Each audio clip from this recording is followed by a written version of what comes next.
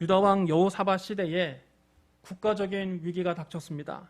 모압과 암몬 동맹군이 세일산의 마온 군대와 함께 유다를 쳐들어온 것입니다. 전령들이 급하게 와서 여호사밧 왕에게 보고했습니다. 전하, 큰일 났습니다. 큰 군대가 사해 건너편에서 왕을 향해 오고 있습니다. 그들은 벌써 하사손 다말 곧 엔게디에 와 있습니다. 엔게디는 예루살렘에서 남동쪽으로 56km밖에 떨어지지 않은 곳입니다. 이미 사해를 건넌 적군들이 예루살렘에 오는데 하루 정도밖에 걸리지 않습니다. 절체절명의 위기입니다.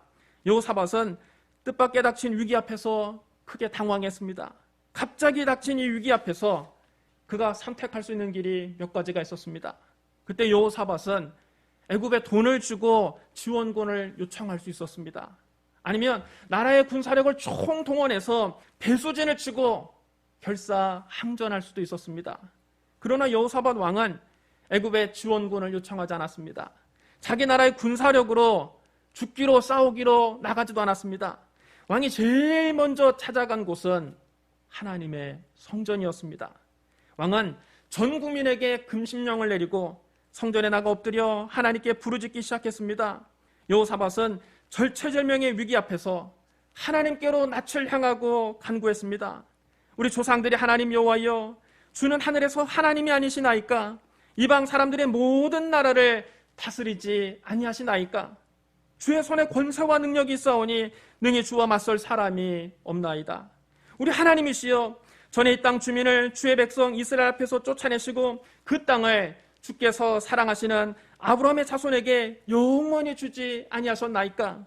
그들이 땅에 살면서 주의 이름을 위하여 한 성소를 주를 위해 건축하고 이르기를, 만일 재앙이나 난리나 견책이나 전염병이나 기근이 우리에게 임하면 주의 이름이 이 성전에 있으니 우리가 이 성전 앞과 주의 앞에 서서 이 환난 가운데서 주께 부르짖은 즉 들으시고 구원하시리라 하였나이다. 옛적에 이스라엘이 애굽 땅에서 나올 때에 암몬 자손과 모압 자손과 세일산 사람들을 침노하기를 주께서 용납하지 아니하시므로 이에 돌이켜 그들을 떠나고 멸하지 아니하였거늘 이제 그들이 우리에게 갚는 것을 보옵소서. 그들이 와서 주께서 우리에게 주신 기업에서 우리를 쫓아내고자 하나이다. 우리 하나님이여, 그들을 징변하지 아니하시나이까? 우리를 치러 오는 이 큰 무리를 우리가 대적할 능력이 없고 어떻게 할 줄도 알지 못하옵고 오직 주만 바라보나이다.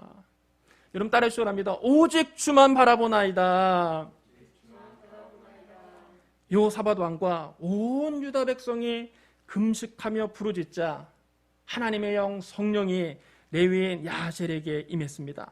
하나님께서 레위인 야하셀을 통해서 이스라엘 백성들에게 응답을 주셨습니다. 야하셀이 말했습니다. 온 유다와 예루살렘 주민과 여호사밧 왕이여 들을지어다. 여호와께서 같이 너희에게 말씀하시기를 너희는 이 큰 무리로 말미암아 두려워하거나 놀라지 말라. 이 전쟁은 너희에게 속한 것이 아니요 하나님께 속한 것이니라. 내일 너희는 그들에게로 내려가라. 그들이 시수골짜기로 올라올 때에 너희가 골짜기 어귀 여루엘 들 앞에서 그들을 만나려니와 이 전쟁에는 너희가 싸울 것이 없나니 대열을 이루고 서서 너희와 함께한 여호와가 구원하는 것을 보라. 유다와 예루살렘아, 너희는 두려워하지 말며 놀라지 말고 내일 그들을 맞서 나가라. 여호와가 너희와 함께하리라 하셨느니라. 여호사밧은 주의 종을 통해서 주시는 이 하나님의 응답을 듣고 땅에 엎드려 감사했습니다. 유다와 예루살렘의 모든 백성도 하나님 앞에 엎드려 경배를 드렸습니다. 그때 그앗과 고라 자손이 그 자리에서 일어나 여호와 하나님을 찬양했습니다. 그들은 큰 목소리로 이스라엘 하나님을 찬양했습니다. 여호사밧 군대는 아침 일찍 두고와 광야로 나갔습니다. 그들이 길을 떠나려 할 때 여호사밧 왕이 서서 그들에게 말했습니다. 유다와 예루살렘 주민들아, 내 말을 들을지어다. 너희는 너희 하나님을 신뢰하라. 그리하면 견고히 서리라. 그의 선지자들을 신뢰하라. 그리하면 형통하리라. 그리고 여호사밧은 성가대를 조직해서 거룩한 예복을 입히고 군대 앞에 세우고 찬양하며 행진하게 했습니다. 전쟁터에 나가는 군대 앞에 거룩한 예복을 입은 성가대를 앞세워 찬양하게 한 것은 역사상 처음 있는 일입니다. 유다 군대는 성가대를 앞세우고 찬송을 부르면서 적진을 향해 나아갔습니다. 여호와께 감사하세 그의 인자하심이 영원하도다. 여러분 따라해 주시랍니다. 여호와께 감사하세 그의 인자하심이 영원하도다. 그런데 찬송을 부르기 시작하자 놀라운 일이 벌어졌습니다. 하나님께서 모압과 암몬과 세일산 동맹군 속에 복병들을 숨겨두셨습니다. 그리고 모압과 암몬 군대를 치게 하셨습니다. 모압과 암몬 사람들은 세일산 군대가 자기들을 배신하고 공격해온다고 오해했습니다. 그러니까 모압과 암몬 사람들이 세일산 사람들을 공격하기 시작했습니다. 그들은 세일산 사람들을 다 죽여서 멸망시켰습니다. 그러더니 이제는 또 모압 사람과 암몬 사람이 서로 싸우기 시작합니다. 유다의 군대는 광야를 내려다볼 수 있는 곳에 이르러서 적의 동태를 한번 살펴보았습니다. 얼마나 많은 군대가 왔는가. 높은 곳에 올라가서 내려다봤더니 보이는 것은 오직 땅 위에 널린 시체들 뿐이었습니다. 여호사밧과 그의 군대가 그 시체들로부터 값진 물건을 취하러 내려가 보니 양식과 의복과 보물이 너무 많았습니다. 너무 많아서 다 가져갈 수 없을 정도였고 전리품을 거둬들이는 데만 3일이나 걸렸습니다. 나흘째 되는 날 여호사밧과 그의 군대는 골짜기에 모여서 여호와 하나님을 찬양했습니다. 그때부터 그곳의 이름이 브라가 골짜기라고 불리게 됐습니다. 브라가 골짜기란 송축의 골짜기 그런 뜻입니다. 환난이 축복으로 변화된 것입니다. 위기가 기회로 바뀐 것입니다. 근심이 찬송으로 바뀐 것입니다. 하나님께서 그들을 대적의 손에서 기적적으로 구출해 주셨으므로 유다와 예루살렘 모든 사람이 여호사밧 왕을 선두로 즐겁게 예루살렘으로 돌아왔습니다. 그들이 예루살렘 성문 가까이 이르렀을 때 그들은 기쁨으로 찬송을 불렀습니다.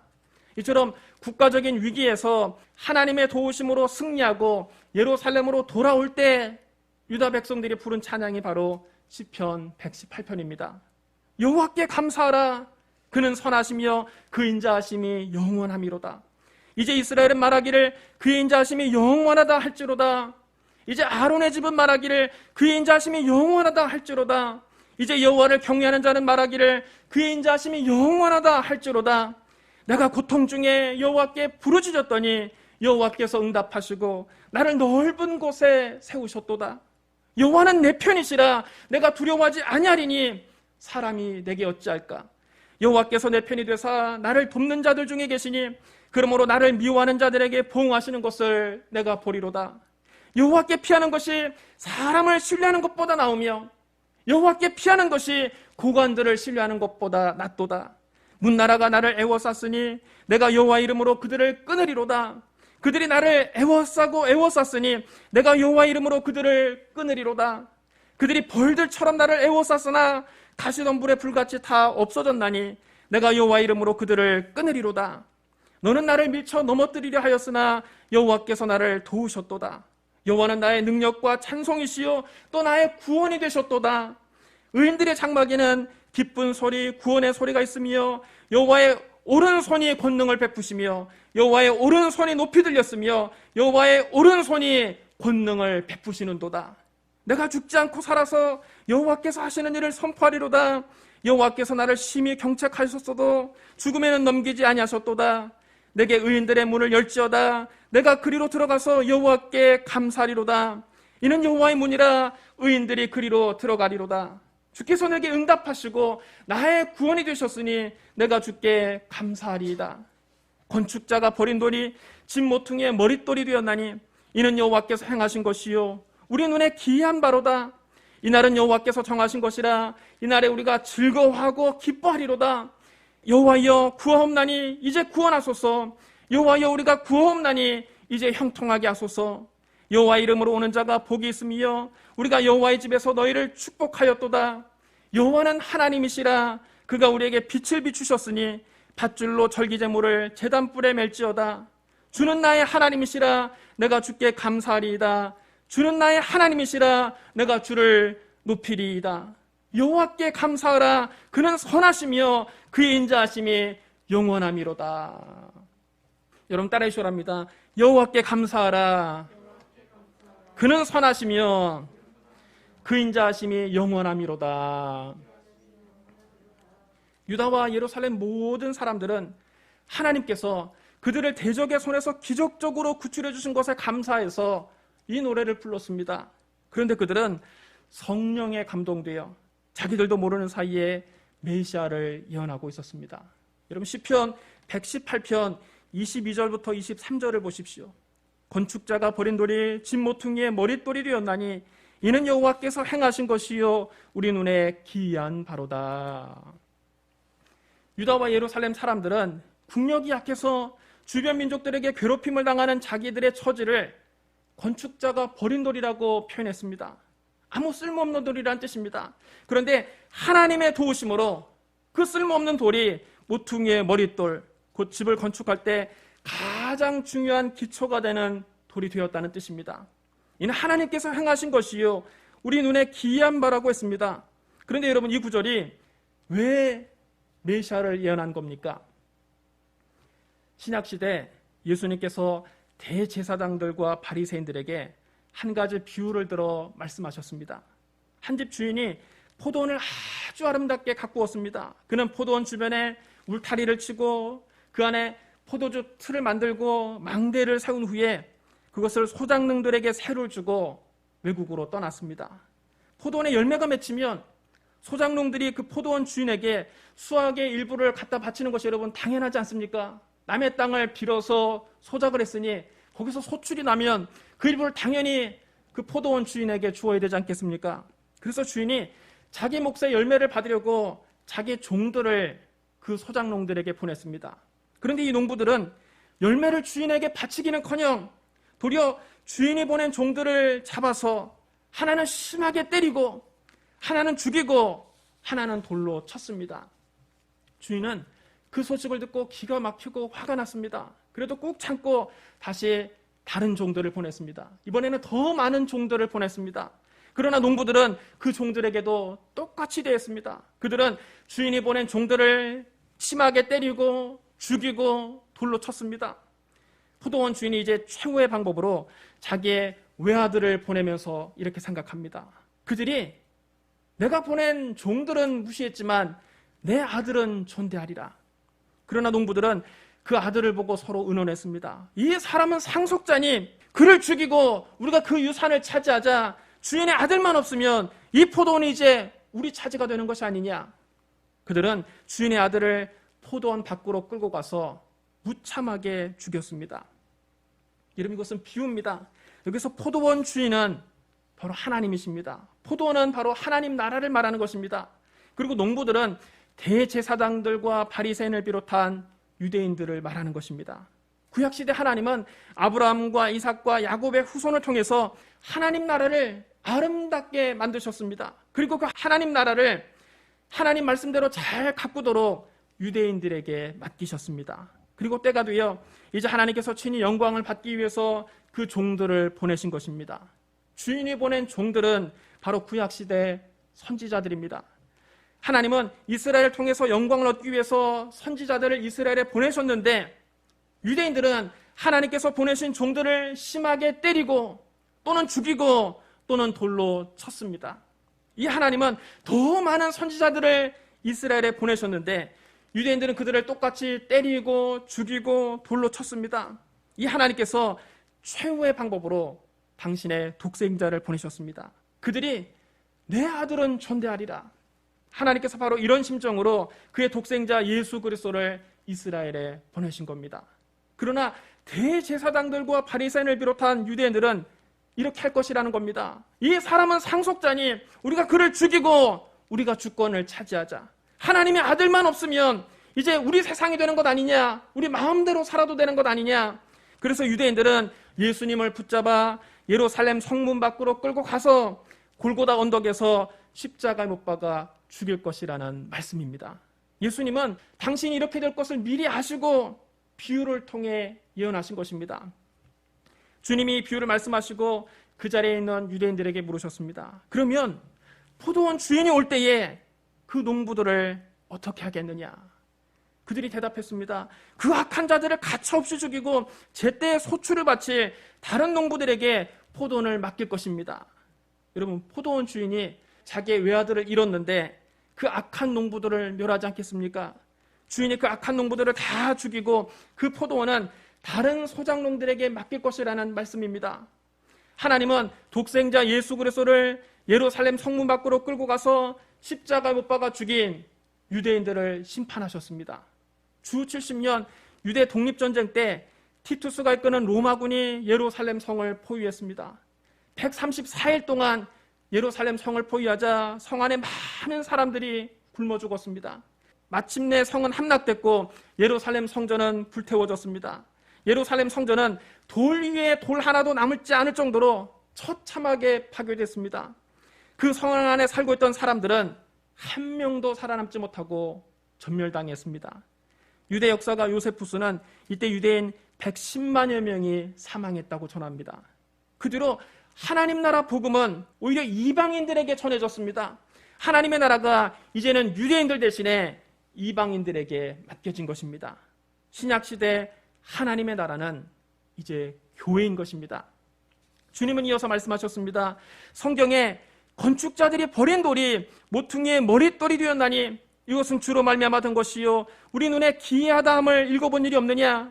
그러므로 내가 너희에게 이르노니 하나님의 나라를 너희는 빼앗기고 그 나라를 열매 맺는 백성이 받으리라. 여러분 따라해 주시랍니다. 건축자들의 버린 돌이 모퉁이의 머릿돌이 되었나니. 이 말씀은 우리 예수님께서 시편 118편 말씀을 인용해 하신 말씀입니다. 여기서 건축자들은 이스라엘의 대제사장들과 바리새인들을 비롯한 유대인들을 말합니다. 하나님은 이스라엘 통해서 하나님 나라를 세우시려고 했는데 이스라엘 백성들이 한 돌을 아주 쓸모없게 여겨서 버렸다는 것입니다. 그 돌은 바로 예수 그리스도를 상징합니다. 유대인들은 예수님을 아주 쓸모없는 돌처럼 여겨서 십자가에 못 박아 죽여버렸습니다. 그런데 십자가에서 죽으신 예수 그리스도께서는 3일 만에 부활하셔서 교회의 머릿돌이 되셨습니다. 유대인들이 쓸모없는 돌로 여겨서 십자가에 못 박아 죽인 예수를 하나님께서 다시 살리시고 그를 교회의 머릿돌로 삼으시고 그를 통해서 새로운 하나님 나라를 세우신다는 말씀입니다. 하나님께서 이제 하나님 나라를 유대인들에게서 빼앗아서 이방인들에게 주신다는 말씀입니다. 구약시대에는 하나님께서 이스라엘을 하나님 나라로 삼으셨다면 신약시대에는 교회를 하나님 나라로 삼으시는 것입니다. 오순절날 성령 받은 베드로와 요한이 어느 날 오후 3시 기도 시간에 성전에 올라가고 있었습니다. 그때 사람들이 나면서부터 못 걷게 된 이를 데리고 와서 미문이라고 하는 성전 문 앞에 두었습니다. 그들은 날마다 그를 그곳에 데려다 앉혀놓고 성전에 들어가는 사람들에게 구걸하라고 시켰습니다. 나면서 못 걷게 된 사람은 미문 앞에 앉아서 베드로와 요한이 성전에 들어가는 것을 보고 그에게 구걸했습니다. 한 푼만 줍시오, 한 푼만 줍시오. 베드로가 그를 눈여겨보고 말했습니다. 우리를 보라. 그 못 걷는 사람은 그들에게서 내가 무엇을 얻을 수 있을까 많이 쳐다보았습니다. 이 사람들이 나에게 무엇을 줄까? 금전을 주면 정말 좋겠구나. 은전을 줘도 좋겠구나. 동전이라도 몇 개 던져주겠지. 이렇게 잔뜩 기대를 하고 있었습니다. 그때 베드로가 그에게 말했습니다. 은과 금은 내게 없거니와 내게 있는 이것을 너에게 주노니 나사렛 예수 그리스도의 이름으로 일어나 걸으라. 그리고 그의 오른손을 잡아 일으켰습니다. 그는 즉시 발과 발목에 힘을 얻어서 벌떡 일어나 걷기 시작했습니다. 태어나서 한 번도 걸어본 적이 없는 사람이 일어나서 걷게 된 것입니다. 그는 자기가 걷는 것이 너무나 신기했습니다. 그래서 걷기도 하고 뛰기도 하면서 하나님을 찬송했습니다. 그는 베드로와 요한과 함께 성전 안으로 들어갔습니다. 그가 오랫동안 성전 미문 앞에서 구걸해 봤기 때문에 예루살렘 사람들이 다 그를 알아보았습니다. 그런데 그가 걸어다니는 것과 하나님을 찬양하는 것을 보고 사람들은 눈이 휘둥그레졌습니다. 몇십 년 동안 저기 앉아서 구걸하던 사람이 어느 날 갑자기 걷기 시작하고 하나님을 찬양하는 것을 보고 성전에 들어온 사람들이 모두 깜짝 놀란 것입니다. 사람들이 놀라운 광경을 보고 베드로를 경이로운 눈으로 쳐다보았습니다. 사람들이 그 베드로를 한번 쳐다보려고 솔로몬 행각이라고 하는 곳에 인산인해로 몰려들었습니다. 놀라운 기적이 일어났다. 나면서부터 한 번도 못 걷던 사람, 수십 년 동안 저 성전 민문에 앉아서 구걸하던 거지가 일어나서 걷는 것을 보고 베드로를 한번 쳐다보고 베드로를 한번 만져보려고 사람들이 솔로몬 행각에 모인 것입니다. 베드로는 거기 모인 사람들 앞에서 다 담대하게 십자가에서 죽으시고 부활하신 예수 그리스도를 증언했습니다. 이스라엘 사람들아, 왜 이를 놀랍게 여기느냐? 우리 개인의 권능과 경건으로 이 사람을 걷게 한 것처럼 왜 우리를 주목하느냐? 아브라함과 이삭과 야곱의 하나님, 곧 우리 조상의 하나님이 그의 종 예수를 영화롭게 하셨느니라. 너희가 그를 넘겨주고 빌라도가 놓아주기로 결의한 것을 너희가 그 앞에서 거부하였으니 너희가 거룩하고 의로운 일을 거부하고 도리어 살인한 사람을 놓아주기를 구하여 생명의 주를 죽였도다.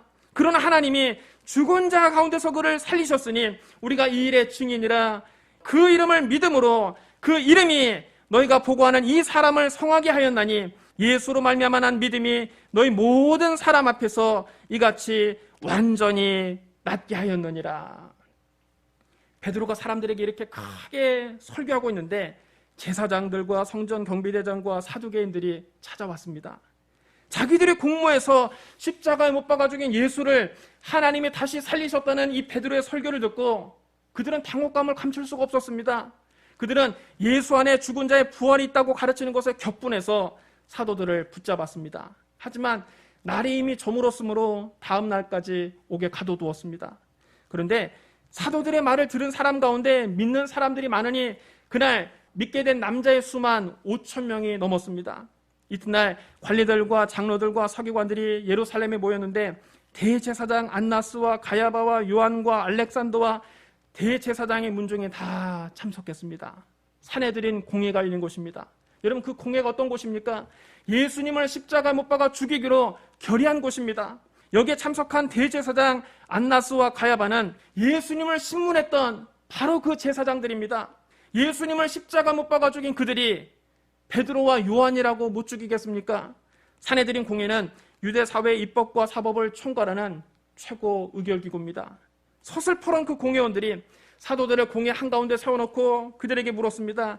너희가 무슨 권세와 누구의 이름으로 이 일을 행하였느냐? 그때 베드로가 성령이 충만하여 공회원들에게 담대하게 복음을 전했습니다. 백성의 관리들과 장로들아, 만일 병자에게 행한 착한 일에 대하여 이 사람이 어떻게 구원을 받았느냐고 오늘 우리에게 질문한다면 너희와 모든 이스라엘 백성들은 알라. 너희가 십자가에 못 박고 하나님이 죽은 자 가운데서 살리신 나사렛 예수 그리스도의 이름으로 이 사람이 건강하게 되어 너희 앞에 섰느니라. 이 예수는 너희 건축자들의 버린 돌로서 집 모퉁이의 머릿돌이 되었느니라. 다른 이로서는 구원을 받을 수 없나니 천하 사람 중에 구원을 받을 만한 다른 이름을 우리에게 주신 일이 없음이라. 여러분 따라해 주시기 바랍니다. 이 예수는 너희 건축자들의 버린 돌로서 집 모퉁이의 머릿돌이 되었느니라.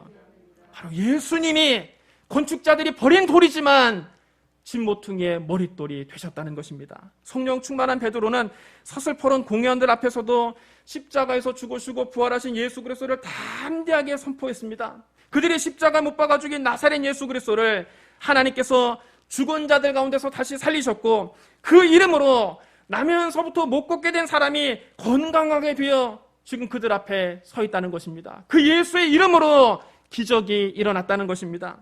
건축자들이 쓸모없다고 생각해서 버린 돌이 오히려 집 모퉁이의 머릿돌이 된 것처럼 이스라엘 백성들이 쓸모없다고 생각해서 십자가에 못 박아버린 예수를 하나님께서 다시 살리셔서 하나님 나라의 주춧돌로 삼으셨다는 것입니다.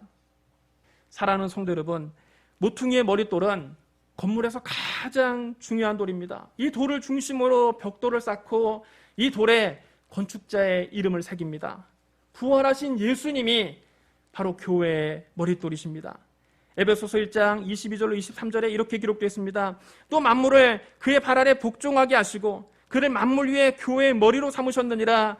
교회는 그의 몸이니 만물 안에서 만물을 충만하게 하시는 이의 충만함이니라. 여러분 따라 주셔야 합니다. 그를 교회의 머리로 삼으셨느니라. 골로새서 1장 18절에도 이렇게 기록되어 있습니다. 그는 몸인 교회의 머리시라. 그가 근본이시요 죽은 자들 가운데서 먼저 나신 이시니 이는 친히 만물의 으뜸이 되려 하심이요. 여러분 따라 주셔야 합니다. 그는 교회의 머리시라. 그러므로 교회는 예수 그리스도를 중심으로 세워지는 것입니다. 교회는 목사를 중심으로 세워지는 것이 아닙니다. 장로를 중심으로 세워지는 것도 아닙니다. 교회의 중심은 오직 예수 그리스도입니다. 그리스도가 바로 교회의 머리시요 교회는 그의 몸입니다. 그러므로 우리가 신앙생활하면서 항상 예수 그리스도를 바라봐야 됩니다. 목사를 보고 신앙생활하는 것이 아니요, 장로를 보고 신앙생활하는 것도 아닙니다. 우리의 시선이 항상 십자가에서 죽으시고 부활하신 예수님께 고정되어 있어야 합니다. 저와 여러분이 항상 교회의 머리 대신 예수 그리스도를 바라보고 예수 그리스도를 의지하고 예수 그리스도를 따르고 예수 그리스도를 찬양하고 예수 그리스도만 전하기를 주님의 이름으로 축원합니다. 우리 기도하겠습니다. 사랑과 은혜가 풍성하신 하나님 아버지, 하나님이 세상을 이처럼 사랑하사 독생자를 보내주시니 감사합니다. 인간이 미련해서 하나님의 아들 예수 그리스도를 쓸모없는 돌로 여겨 십자가에 못 박아 죽였습니다. 그런 하나님께서 그를 죽은 자 가운데서 다시 살리셔서 교회의 머릿돌로 삼으셨습니다. 십자가에서 죽으시고 부활하신 예수님께서 우리 교회의 머리이십니다. 성령이여, 우리가 항상 예수 그리스도를 바라보고 예수 그리스도를 의지하고 예수 그리스도를 따르고 예수 그리스도를 찬양하고 예수 그리스도만 전하게 하여 주시옵소서. 예수님 이름으로 감사하며 기도드리옵나이다. 아멘.